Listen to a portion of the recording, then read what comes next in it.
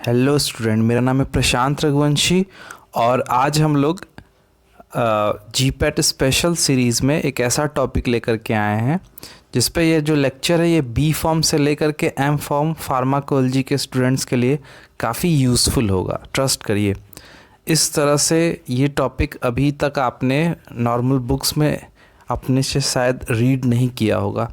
तो टॉपिक है oral hypoglycaemic agent, जिसका ये फर्स्ट पार्ट है। तो आज हम लोग क्या डिस्कस करने वाले हैं? हम लोग डिस्कस करने वाले हैं क्लासिफिकेशन और सल्फोनिल यूरिएस और मैग्लिटिनाइड्स के मैकेनिज़्म को और उनके स्पेसिफिक पॉइंट को, जो कि जीपैट के पॉइंट ऑफ व्यू से ज़्यादा इम्पॉर्टेंट है। तो चलिए स्टार्ट करते हैं। अगर बात की जाए डायबिटीज़ की, तो डायबिटीज़ को टाइप 1 और टाइप 2 में डिवाइड किया गया है। कुछ बेसिक इंट्रोडक्शन मैं पहले दे दूं आपको। टाइप 1 डायबिटीज़ वो डायबिटीज़ है जिसको इंसुलिन डिपेंडेंट डायबिटीज़ में कहते हैं। तो इसमें इंसुलिन बनना जो होता है वो एकदम बंद हो जाता है टाइप 1 में। और टाइप 2 जो है, जो ज़्यादातर पेशेंट्स को होता है, that is insulin non dependent diabetes mellitus, जिसमें क्या होता है कि इंसुलिन या तो कम अमाउंट में बनता है, सफिशिएंट अमाउंट में नहीं बनता है, या कई बार सफिशिएंट अमाउंट में बनता है। इसको अच्छे से समझिएगा, कई बार सफिशिएंट अमाउंट में बनता है बट बॉडी इंसुलिन को लेकर के रेजिस्ट हो गई रहती है। हमारी सेल्स जो होती हैं वो इंसुलिन को लेकर के रेजिस्ट हो जाती हैं। इसका क्या मतलब है? इंसुलिन बनता तो है सफिशिएंट अमाउंट में, बट हमारे सेल्स पे उतने इफ़ेक्टिवली वर्क नहीं करता। तो टाइप 2 यानी कि नॉन इंसुलिन डिपेंडेंट डायबिटीज़ के लिए हम ओरल हाइपोग्लाइसेमिक ड्रग देते हैं या ओरल एंटी हाइपरग्लाइसेमिक एजेंट्स देते हैं। दोनों एक ही बात है। तो ये जो क्लासिफिकेशन है एंटी हाइपरग्लाइसेमिक एजेंट्स का, इसको ओरल और पैरेंट्रल दो कैटेगरी में डिवाइड किया गया है। मैं पहले पैरेंट्रल बता दूं। इसमें इंसुलिन के बारे में आपको पता होगा, हम इंसुलिन देते हैं जब वो एकदम ना के बराबर या बहुत कम अमाउंट में बनता है। इसके अलावा जीएलपी एनालॉग्स की हम बात करेंगे। ये ग्लूकागॉन लाइक पेप्टाइड्स हैं एनालॉग, जिसमें एक्सेनेटाइड और लीराग्लूटाइड ये दो ड्रग यूज़ होती हैं। एमाइलिन एनालॉग, जिसमें प्रामलीनिटाइड करके ड्रग है। तो ये देखिए टाइड लगा है, लेकिन प्रामलीनिटाइड जो है वो एमाइलिन एनालॉग है। तो इस पर ध्यान दीजिएगा। मोस्टली जो एग्ज़ाम के पॉइंट ऑफ व्यू से, जीपैट के पॉइंट ऑफ व्यू से जो ज़्यादा ज़रूरी है वो ओरल हाइपोग्लाइसेमिक एजेंट्स हैं, जिसमें पहले आते हैं मैकेनिज़्म के बेसिस पे जो क्लासिफिकेशन है। इसमें पहले उन ड्रग्स को रखा गया है जो इंसुलिन के रिलीज़ को बढ़ाते हैं। तो इसमें सल्फोनिल यूरिएस और मैग्लिटिनाइड्स ड्रग्स आती हैं। सल्फोनिल यूरिएस को फर्स्ट जनरेशन, सेकेंड जनरेशन में डिवाइड किया गया है। कम साइड इफ़ेक्ट और ज़्यादा इफ़ेक्टिविटी वाली ड्रग्स को सेकेंड जनरेशन में रखा गया है। फर्स्ट जनरेशन में क्लोरप्रोपामाइड, टॉलब्यूटामाइड आते हैं और सेकेंड जनरेशन में ग्लीपिजाइड, ग्लीक्लाजाइड और ग्लीब्लेंक्लामाइड आते हैं। और वहीं मैग्लिटिनाइड्स की अगर बात करें तो रेपाग्लिनाइड, नेटिग्लिनाइड आते हैं। अदर मैकेनिज़्म में बहुत फेमस ड्रग मेटफॉर्मिन, बाइगोनाइड्स में आते हैं। मेटफॉर्मिन में अभी कुछ कैंसर का प्रिवलेंस पाया गया, जिस पे हम लोग बाद में किसी लेक्चर में डिस्कस करेंगे। थायाजोलिडीन डाइओन कैटेगरी में पायोग्लिटाजोन, रोसीग्लिटाजोन आते हैं। अल्फ़ा ग्लूकोसाइडेज इनिबिटर, जो हमारे स्टमक और हमारे इंटेस्टाइन से ग्लूकोज के, डाइट में मौजूद ग्लूकोज के एब्जॉर्प्शन को इनिबिट करते हैं। इसमें एकार्बोज और मिग्लिटोल आते हैं। और D2 dopaminergic D2 receptor, dopaminergic के D2 रिसेप्टार का एगोनिस्ट ब्रोमोक्रिप्टीन हो गया। DPP ये आपका डाईपेप्टिडाइल पेप्टिडेस 4 इनिबिटर, सीटाग्लिप्टिन और सारी ड्रग आती है इसमें, सिक्साग्लिप्टिन, एलोग्लिप्टिन, ठीक है, और विल्डाग्लिप्टिन। इसके अलावा SGLT2 इनिबिटर, सोडियम ग्लूकोज को ट्रांसपोर्टर इनिबिटर्स, इसमें आपके डेपाग्लीफ्लोजिन और कैनाग्लीफ्लोजिन ये दो ड्रग आती हैं। तो ये क्लासिफिकेशन मैंने बहुत ही प्रोनाउंसिएशन को आराम से तोड़ तोड़ के बताया ताकि इजी हो आपको याद होना। तो अगर ये लेक्चर यहाँ तक आपको याद नहीं हुआ है तो प्लीज़ बैक में जाके इसको फिर से देख लीजिए। अब यहाँ से जो हम लोग डिस्कस करने वाले हैं ये जीपैट पॉइंट ऑफ व्यू से काफ़ी इंटरेस्टिंग और काफ़ी इम्पॉर्टेंट है। तो प्लीज़ लेक्चर को पूरा देखिएगा और अगर अच्छा लगे तो शेयर करिएगा, सब्सक्राइब करिएगा। सॉरी, हाँ चलिए। तो ये है हमारा drug acting by releasing of insulin, जिसको इंसुलिन सिक्रेटॉज कहते हैं। ठीक है, तो इंसुलिन के सिक्रीशन को बढ़ाने वाली ड्रग्स को हम डिस्कस करने वाले हैं। तो इंसुलिन का जो सिक्रीशन है इसका मैकेनिज़्म पहले समझते हैं। ठीक है, तो इंसुलिन के सिक्रीशन का मैकेनिज़्म क्या होता है, ये जो सामने आपके स्ट्रक्चर दिख रहा है ये बीटा सेल का है। पैंक्रियास के बीटा सेल से इंसुलिन सिक्रीट होती है। तो ये बीटा सेल का स्ट्रक्चर है और यहाँ पे देखिए ऊपर GLUT2 लिखा हुआ है। तो GLUT2 एक रिसेप्टारिक चैनल है जिसके ज़रिए ग्लूकोज की एंट्री होती है। अच्छा, जब हमारे ब्लड में ग्लूकोज लेवल ज़्यादा होता है तब हमारी पैंक्रियास के बीटा सेल्स जो हैं वो इंसुलिन का सिक्रीशन करते हैं। ठीक है, तो अब कैसे होता है ये समझ लीजिए। जब ब्लड में ग्लूकोज लेवल ज़्यादा होगा, हमने ज़्यादा ग्लूकोज वाले डाइट को लिया है तो ब्लड में ग्लूकोज लेवल ज़्यादा हो जाएगा। तो ये ज़्यादा ग्लूकोज पैंक्रियास के बीटा सेल में एंटर करेगा। नॉर्मल सेल में, नॉर्मल स्केलेटल मसल्स की सेल में और पूरे बॉडी के सेल में जिस रिसेप्टार के थ्रू ग्लूकोज सेल के अंदर जाता है उसका नाम है GLUT4। ग्लट का मतलब होता है ग्लूकोज ट्रांसफरेज सॉरी। तो ये वो रिसेप्टार है जिनके ज़रिए, चैनल हैं जिनके ज़रिए ग्लूकोज सेल के अंदर एंटर करता है। ठीक है, तो नॉर्मल स्केलेटल सेल में, बॉडी की सेल में GLUT4 के ज़रिए ग्लूकोज अंदर जाता है। यहाँ याद रखिएगा पैंक्रियास की बीटा सेल में GLUT2 के ज़रिए, GLUT2 वो चैनल है जिसके ज़रिए ग्लूकोज अंदर जाएगा। ठीक है, ये जीपैट पॉइंट ऑफ व्यू से इम्पॉर्टेंट है। इसके बाद क्या होगा कि GLUT2 के ज़रिए जब ग्लूकोज अंदर जाएगा उसका ग्लाइकोलिसिस होगा। अब यहाँ पे ग्लाइकोलिसिस के एंजाइम भी थोड़े से अलग होते हैं नॉर्मल ग्लाइकोलिसिस से, जो PhD लेवल का टॉपिक हो गया। इसको हम लोग कभी बाद में डिस्कस करेंगे CSIR के लेक्चर में। यहाँ ये समझिए GLUT2 के ज़रिए, ठीक है, बाकी जगह GLUT4, बट यहाँ पे बीटा सेल ऑफ पैंक्रियाज में GLUT2 के ज़रिए जब ग्लूकोज अंदर जाएगा तो उसका ग्लाइकोलिसिस होगा जिससे ATP पैदा होंगे।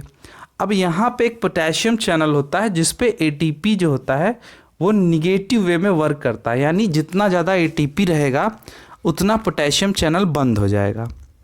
ये पोटेशियम चैनल सेल के, यानी बीटा सेल जो है पैंक्रियाज की, उसके अंदर से पोटेशियम को बाहर निकालता है। तो अगर यहाँ पे ATP ज़्यादा प्रोड्यूस हो गया तो पोटेशियम बाहर जाना बंद हो जाएगा। यहाँ ध्यान दीजिएगा, बच्चे इसको उल्टा समझते हैं। जो बुक्स में लैंग्वेज लिखी रहती है, पोटेशियम का बाहर जाना रुकता है ATP के ज़्यादा बनने से। ठीक है, यहाँ पे ध्यान दीजिएगा, more number of ATP will form, small number of potassium ion will move outside the pancreatic beta cell. ठीक है, तो इससे क्या होगा, सेल के अंदर पॉजिटिव चार्ज जो बाहर निकल रहे थे नहीं निकलेंगे। तो सेल के अंदर, बहुत सिंपल लैंग्वेज में मैं समझा रहा हूँ, पॉजिटिविटी बढ़ती जाएगी। तो आपको पता है कि जब ग्राफ निगेटिव से पॉजिटिव की तरफ बढ़ता है सेल का इलेक्ट्रिक पोटेंशियल, तो उसको डीपोलराइजेशन कहते हैं। तो यहाँ पे डीपोलराइजेशन होगा, और जब डीपोलराइजेशन होगा तो एक सर्टेन रेंज पे जा कर के जब डीपोलराइजेशन होगा अपने ऑप्टिमम स्टेट में, तो कैल्शियम चैनल ओपन होंगे और कैल्शियम अंदर आएंगे। जब कैल्शियम अंदर आएंगे तो जो वेसिकल्स के अंदर जो ग्रेन्यूल्स बन के रखे हुए हैं इंसुलिन के सेल के अंदर, बीटा सेल के अंदर, वो रिलीज़ हो जाएंगे। तो ये स्टेज 5 में मैंने दिखाया है। ठीक है, तो ये पूरा प्रोसीजर इस तरह से होता है। यहाँ पे जो कैल्शियम चैनल है ये वोल्टेज गेटेड कैल्शियम चैनल है। होपफुली आपको बहुत एग्जैक्ट और क्रिस्टल क्लियर समझ में आ रहा होगा। शॉर्ट में समझ लीजिए, ग्लूकोज जब अंदर जाता है, ब्लड में ग्लूकोज लेवल ज़्यादा होता है तो ग्लूकोज अंदर जाके ATP का फॉर्मेशन करता है, और ये ATP पोटेशियम चैनल को रोकता है, जो कि पोटेशियम चैनल पोटेशियम आयन को सेल के अंदर से बाहर की ओर निकाल रहा था। ठीक है। तो यहाँ पे एटीपी रोकता है और जब ऐसा होता है तो डीपोलराइजेशन होता है सेल का और कैल्शियम अंदर जाता है जिससे इंसुलिन का रिलीज होता है। ये नॉर्मल मैकेनिज्म है। अब यहाँ पे एक और पोटेशियम चैनल के पास एक और रिसेप्टार होता है जिसको SUR1 या सल्फोनिल यूरिया रिसेप्टार 1 कहते हैं। इसके ज़रिए सल्फोनिल यूरिया और मैग्लीटिनाइड्स ये दोनों कैटेगरी की ड्रग्स यहाँ पे जुड़ती हैं और क्या होता है, पोटेशियम चैनल को ब्लॉक कर देती हैं। ऐसे में जब पोटेशियम चैनल ब्लॉक हो जाता है तो सेल अपने आप बिना किस एटीपी के कंजम्पशन के डीपोलराइज स्टेट में जाती है जिससे कैल्शियम चैनल ओपन होता है, वोल्टेज गेटेड कैल्शियम चैनल, और कैल्शियम की एंट्री होने पर जो जो इंसुलिन है बन के रखा है वो रिलीज़ होता है। ठीक है, तो ये ड्रग इस तरह से काम करती है। शॉर्ट में मैंने आपको बताया, शॉर्ट में क्या पूरा डिटेल बता दिया। तो होपफुली इसमें कोई डाउट नहीं, अगर होता है तो आप कमेंट सेगमेंट में बता सकते हैं, मैं आपको हेल्प करूँगा। चलिए, तो अब कुछ स्पेसिफिक पॉइंट डिस्कस करते हैं। पहला पॉइंट, मिनिमम 30% बीटा सेल्स का एक्टिव होना मस्ट है।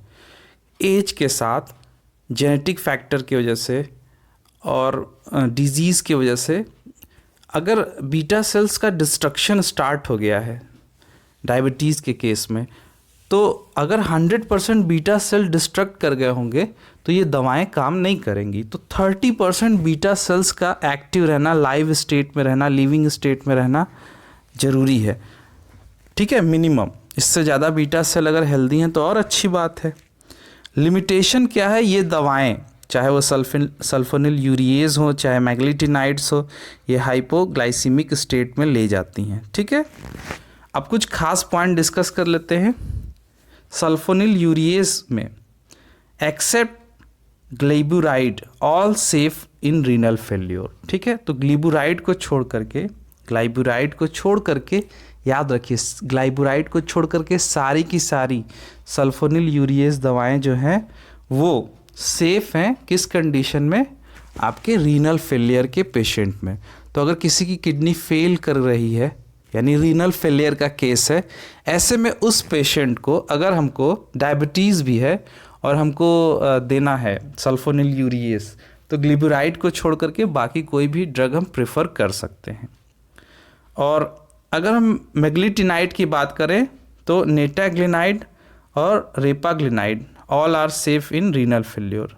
ठीक है, तो रेपाग्लिनाइड और नेटाग्लिनाइड को छोड़ के जितनी भी मैग्लीटिनाइड हैं वो सेफ़ हैं दूसरी सारी रीनल फेलियर में। ठीक है, ये दोनों नहीं देना है। तो एक्चुअली यही दोनों सबसे ज़्यादा यूज होने वाली मैग्लीटिनाइड है। तो आप कह सकते हैं कि मैग्लीटिनाइड कैटेगरी की ड्रग्स सेफ़ नहीं है रीनल फेलियर में, और सल्फोनिल यूरिएज में आपको ग्लिबुराइड को छोड़ के बाकी सारी ड्रग्स सेफ़ हैं, उनको आप दे सकते हैं। ठीक है, होपफुली आपको क्लियर होगा।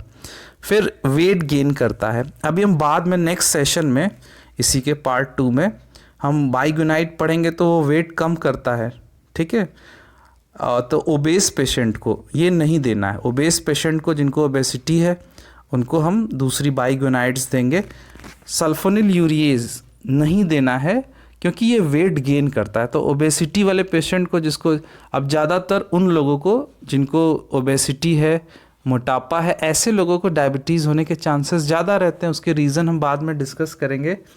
तो यहाँ पे ऐसे समझ लीजिए कि जिनको ओबेसिटी है उनको नहीं देना है सल्फोनिल यूरिएज, क्योंकि वो वेट को और बढ़ाएंगी। ठीक है, तो ये हो गया एक पॉइंट है। तो वेट गेन सब करते हैं। ठीक है, लेस चांस अगर हमको देना ही पड़ा वेट गेन, सारे सल्फोनिल यूरिएज वेट गेन करते हैं, बट अगर फिर भी देना भी पड़ा तो ग्लिपिजाइड सेफ है, वो उतना वेट गेन नहीं करता। इसके अलावा आपके ग्लिक्लाजाइड, तो ग्लिपिजाइड और ग्लिक्लाजाइड मैं बता दूं ये दोनों सेकेंड जनरेशन की सल्फोनिल यूरिएज हैं, ये सेफ़ होती हैं, ये उतना वेट गेन नहीं करती, तो हम ग्लिपिजाइड दे सकते हैं। ठीक है, तो ये सब एक्सेप्शनल चीज़ें हैं, तो कम्पिटिटिव एग्ज़ाम में ज़्यादा पूछी जाती है। इसके अलावा MBBS के बाद MSMD के लिए जो AIPMT लेवल का एग्ज़ाम होता है उसमें भी ये पूछी जाती है। M.Pharm के पॉइंट ऑफ व्यू से ज़रूरी है।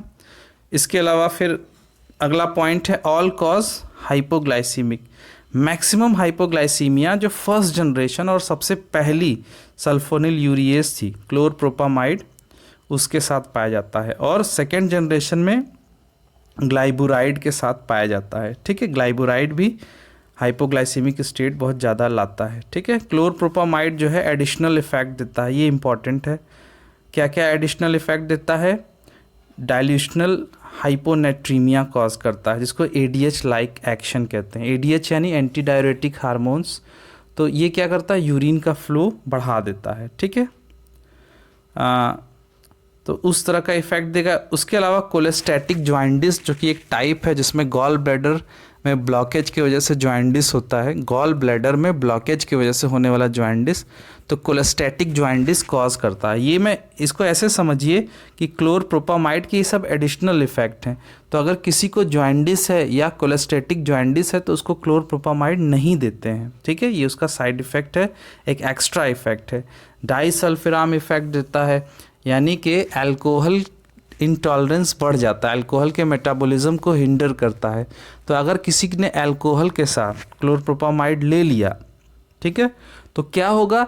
वो अल्कोहल के मेटाबॉलिज्म को रोकेगा, जिसकी वजह से वोमिटिंग के चांसेस बढ़ जाएंगे, जिसको डाइसल्फिराम इफेक्ट कहा जाता है। डाइसल्फिराम वो ड्रग है जो उन पेशेंट को बिना बताए दी जाती है जिनसे शराब छुड़वानी होती है। अल्कोहल को छुड़वाने के लिए डाइसल्फिराम ड्रग दी जाती है। ये करती क्या है?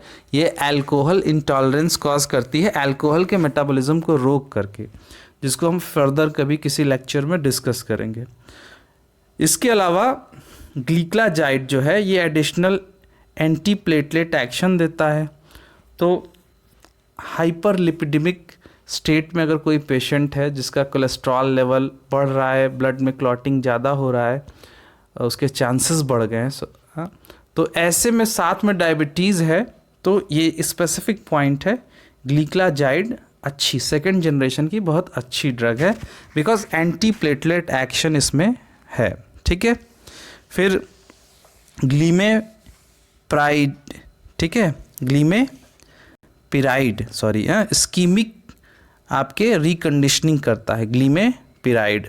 ये इसको न्यूअर ड्रग है सेकेंड जनरेशन की, और इसको आप स्पेसिफिकली ध्यान दीजिए। ग्लीमेपिराइड जो है स्कीमिक प्री कंडीशनिंग करता है, मतलब ischemic area congestive heart failure, आप मायोकार्डियल इन्फाक्शन के स्टेट में अगर कोई पेशेंट जा रहा है जिससे कंजेस्टिव हार्ट फेलियर हो सकता है फ्यूचर में, उसको मायोकार्डियल इन्फाक्शन यानी उसके हार्ट में धीरे धीरे ब्लॉकेज की वजह से हार्ट के किसी पर्टिकुलर छोटे से पार्ट में ब्लड की सप्लाई रुक गई है, जिसकी वजह से स्कीमिया कॉज हो गया है, ऑक्सीजन का सप्लाई नहीं मिल पा रहा है, एंजाइना का स्टेट में वो जा रहा है।